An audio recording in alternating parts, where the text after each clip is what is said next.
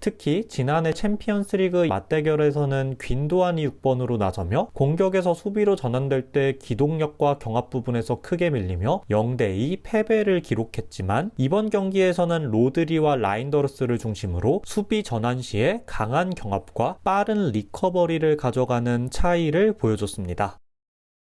안녕하세요, 엘미야입니다. 우리가 알던 맨시티가 돌아왔습니다. 지난 시즌 중반 13경기에서 단 1승만을 기록하는 등 극심한 부진을 겪었지만 이후 반등에 성공하며 리그 3위로 시즌을 마무리한 가운데 이번 클럽 월드컵에서는 조별 예선 3경기에서 모두 승리하고 13골로 가장 많은 득점을 터뜨리며 이번 대회에서 가장 돋보이는 경기력을 보여주고 있습니다. 클럽 월드컵 전 주요 선수들을 영입하고 팀의 핵심 로드리까지 복귀하면서 스쿼드의 뎁스와 전술 활용도 그리고 완성도가 높아진 맨시티입니다. 1차전 위다드전 선발 라인업입니다. 라인더르스와 셰르키가 데뷔전을 가졌고 특히 라인더르스가 로드리의 6번 롤을 맡은 것이 눈에 띕니다. 공격 시 좌우 풀백이 중원 6번 자리로 들어오는 2-3-5 구조를 형성하면서 중앙을 극단적으로 과부하시키는 구조를 통해 중원에서 짧은 간격에 많은 숫자의 선수들이 볼을 점유하며 중원을 장악했습니다.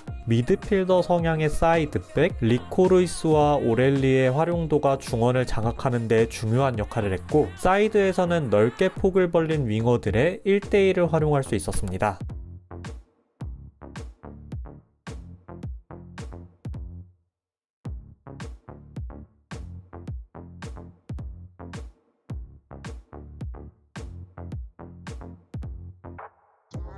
2차전 R라인전에서는 선발 라인업 11명이 모두 바뀌었습니다. 로테이션을 돌렸지만 6대0 대승을 거두며 주전 비주전 간의 편차가 크지 않음을 보여줬는데요. 역시 영입생 아인누리가 데뷔전을 치렀고 공격 시 높게 전진하여 좌측면 폭을 벌리며 사이드를 흔드는 공격적인 역할을 잘 수행했습니다. 레프트윙으로 나선 에체베리는 좌측 8번 및 10번 자리로 들어가며 라인 사이 좁은 공간에서 좋은 활약을 펼쳤습니다. 반대편에서는 후사노프가 세 번째 센터백으로 들어오며 후방에 3백을 구축하고 라이트윙으로 나선 마테우스 누네스가 사이드 폭을 벌렸습니다. 중원에는 니코 곤살레스만 남기고 귄도안이 미들라인 뒤로 전진하면서 3-1-6의 구조를 갖췄습니다. 5백으로 내려서는 R라인을 상대로 6명의 공격수를 두는 공격적인 경기 운영을 통해 6대0 대승을 거뒀습니다.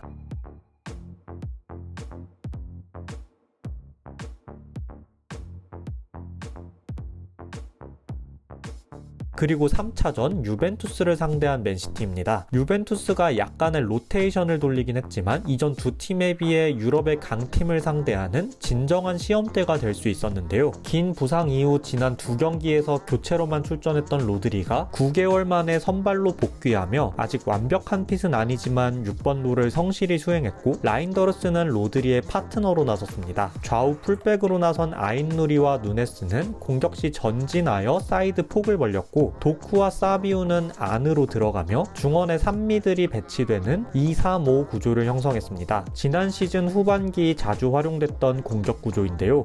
1차 빌드업 시 유벤투스가 맨투맨으로 전방 압박을 펼칠 때 볼을 잘 다루는 3미들의 짧은 전개를 통해 압박을 풀어내기도 하고 에데르송의 킥력을 활용하여 전반전엔 마르무시, 후반전엔 혼란이 상대 벌어지는 하프 스페이스를 공략하며 압박을 풀어냈습니다. 하지만 경기가 진행됨에 따라 미들 서드 내지는 파이널 서드에서 윙어들이 폭을 벌리기도 했고 이때 풀백들이 안쪽 8번 자리로 들어가기도 했으며 중원에서 라인더르스나 베르나르도 실바가 전진하면 풀백들이 중원 6번 자리에 들어가기도 했습니다. 전체적으로 중원을 과부하시키는 2-3-5 구조를 유지하며 역시 중원을 장악했고 사이드에서 삼각대형의 지속적인 로테이션을 통해 공격 상황에서 단조로움을 줄이고 다양성과 역동성을 늘렸습니다.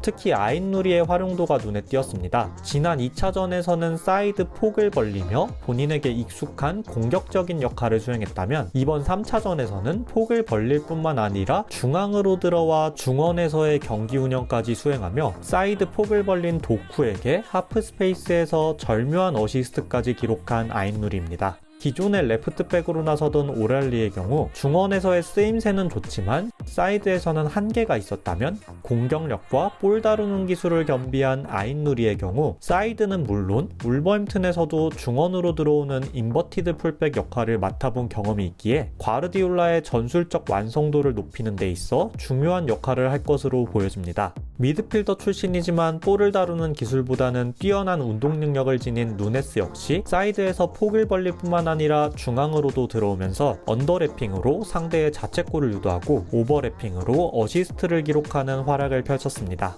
풀백들의 다양한 쓰임새로 윙어들 역시 최전방에서 하프 스페이스를 공격하기도 하고 사이드에서 1대1 돌파를 시도하는 등 보다 다양하게 활용되며 선발로 나선 도쿠는 1골, 사비우는 1골 1도움을 기록했습니다. 또 다른 영입생 라인더르스 역시 첫 경기에서의 3선에서 6번 롤뿐만 아니라 로드리의 파트너 역할과 2선에서의 역할까지 수행하며 높은 활용도를 보여줬습니다. 특히 지난해 12월 챔피언스리그 양팀 맞대결에서는 귄도안이 6번으로 나서며 공격에서 수비로 전환될 때 기동력과 경합 부분에서 크게 밀리며 0대2 패배를 기록했지만, 이번 경기에서는 로드리와 라인더르스를 중심으로 수비 전환 시에 강한 경합과 빠른 리커버리를 가져가는 차이를 보여줬습니다.